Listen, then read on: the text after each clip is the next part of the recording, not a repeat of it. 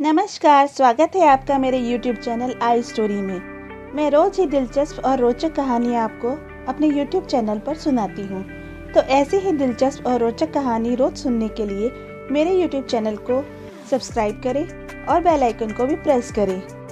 तो जो कहानी आज मैं आपको सुनाने जा रही हूँ उसका शीर्षक है अगर टैक्सी खराब हो गई तो चलिए शुरू करते हैं इस कहानी को। आज की कहानी के दो किरदार हैं जिसका नाम है नीरव और ईशान। दोनों एक दूसरे के बहुत अच्छे दोस्त थे। गरीबी के दिन थे और गांव में बड़ी मुश्किल से गुजारा होता था।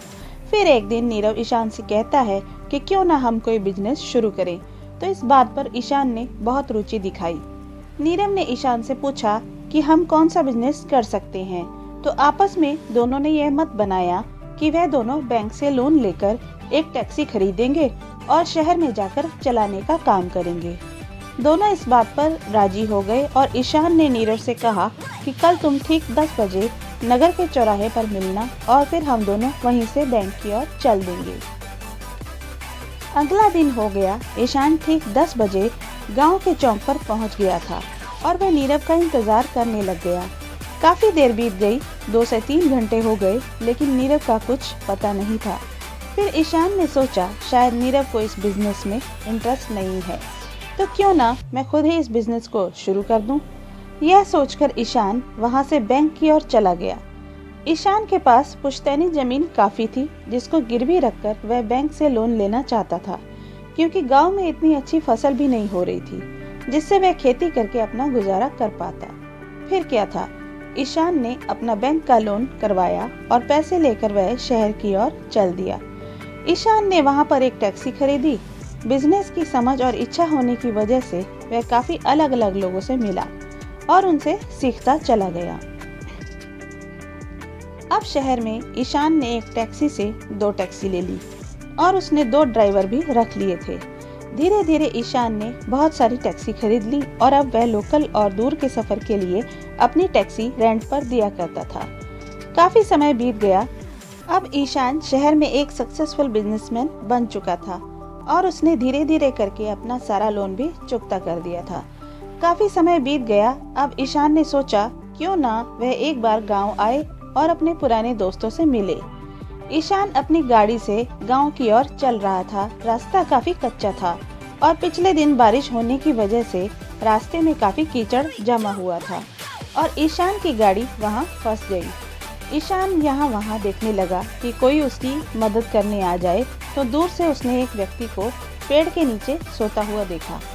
ईशान वहाँ गया और उसने उस व्यक्ति को उठाने की कोशिश की। जैसे ही वे व्यक्ति उठा तो ईशान देखता है कि यह तो उसका पुराना दोस्त नीरव है। उठते ही नीरव कहने लगा, जी साहब, मैं आपकी किस तरह से मदद कर सकता हूँ। ईशान परेशान होकर बोलने लगा, और ईशान, मैं तेरा दोस्त नीरव हूँ और तूने अपनी ये क्या हालत बना रखी है। ईशान नीरव को देखकर बहुत हैरान था, क्योंकि उसने कभी नहीं सोचा था कि उसका दोस्त ईशान, जो गांव में उसके साथ रहा करता था, वह उसे किसी दिन गाड़ी में आता हुआ और सूट बूट में देखेगा। ईशान ने फिर नीरव से कहा कि तू यह बता कि उस दिन तू वहाँ क्यों नहीं आया था।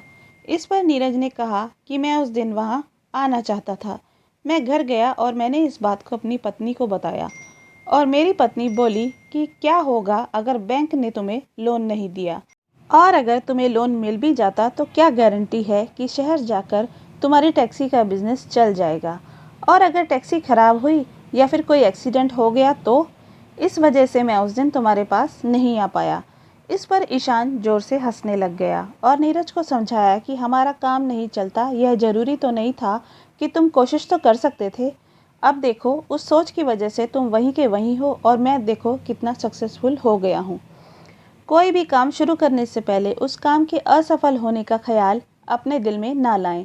हो सकता है कि वह काम आगे जाकर सक्सेसफुल नहीं हो, लेकिन यह सोचिए कि क्या होगा अगर वह सक्सेसफुल हो जाए।